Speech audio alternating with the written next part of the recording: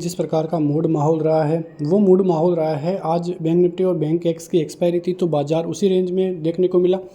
Bank Nifty में 25,750 का level तो टूटा, लेकिन वो ज़्यादा नीचे नहीं गया बाजार और फिर से सस्टेन करता हुआ दिखाई दिया, क्योंकि लार्ज कैप शेयरों में थोड़ा रिवर्सल नीचे से आता हुआ दिखाई दिया। लेकिन रिलायंस ने फिर से चिंताएं बढ़ा दी है। आज भी करीब 1% से ज़्यादा की गिरावट देखने को मिली है। लेकिन बड़ी खबर आ रही है गोल्ड लोन की तरफ से, क्योंकि कल SBI ने बहुत बड़े संकेत देते हुए नजर आए कि बैंकों और NBFC को सख्त हिदायत दी है कि जो भी कमियां आपके गोल्ड लोन में हैं उनको सुधारिए। 2 से 3 महीने का वक्त भी उनको दिया है और यदि वो ऐसा नहीं करते हैं तो उनके खिलाफ सख्त से सख्त कार्रवाई की जाएगी। और इसी वजह से आज भी कई बैंकों के जो ये शेयर है, NBFC शेयर है जो कि गोल्ड लोन देने का कामकाज करते हैं, मणप्पुरम हो गया, और ऐसे ही 3 से 4 कंपनियों में ज़बरदस्त गिरावट देखने को मिली है। हो सकता है कि ये गिरावट ज़्यादा सस्टेन करे, क्योंकि ऐसी खबर आना कंपनी के लिए बहुत ही नेगेटिव खबर हो सकती है। आगे आने वाले दिनों में भी कंपनियों में बहुत ज़बरदस्त गिरावट का मूड माहौल देखने को मिल सकता है। लेकिन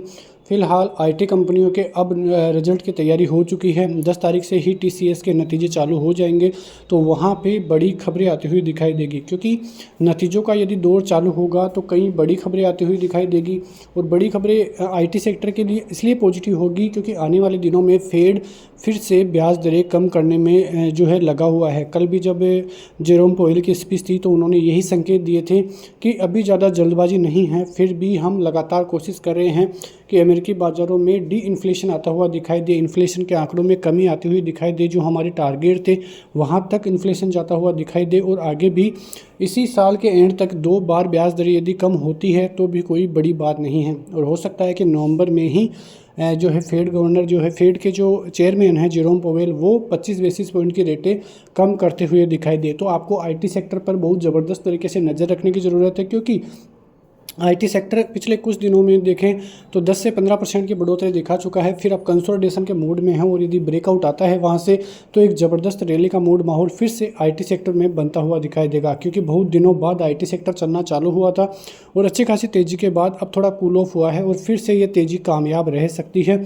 लेकिन आज सुबह सुबह ऑटो सेल्स के नतीजे आते हुए दिखाई दिए थे और उसी वजह से कई ऑटो कंपनियों में तेज़ी भी देखने को मिली। उनमें सबसे ज़्यादा तेज़ी आप देखोगे तो M&M में देखने को मिली है, क्योंकि वहाँ पे ज़बरदस्त सेल्स में इंक्रीमेंट होती हुई दिखाई दी है। TVS और बजाज की शेयरों में भी अच्छी खासी इंक्रीमेंट देखने को मिली है, तो वहाँ से भी पॉजिटिव खबरें आती हुई दिखाई दी है। खबरों के दम पर कई शेयर्स आज चलते हुए दिखाई दिए हैं और कई कंपनियों में खबरों के दम पर ही, जैसे कि आप आज की जो RBI का जो नया रूल आया है 2 से 3 महीनों का जो टाइम NBFC को दिया गया है, उसकी वजह से बहुत बड़ी गिरावट भी वहाँ पर देखने को मिली है।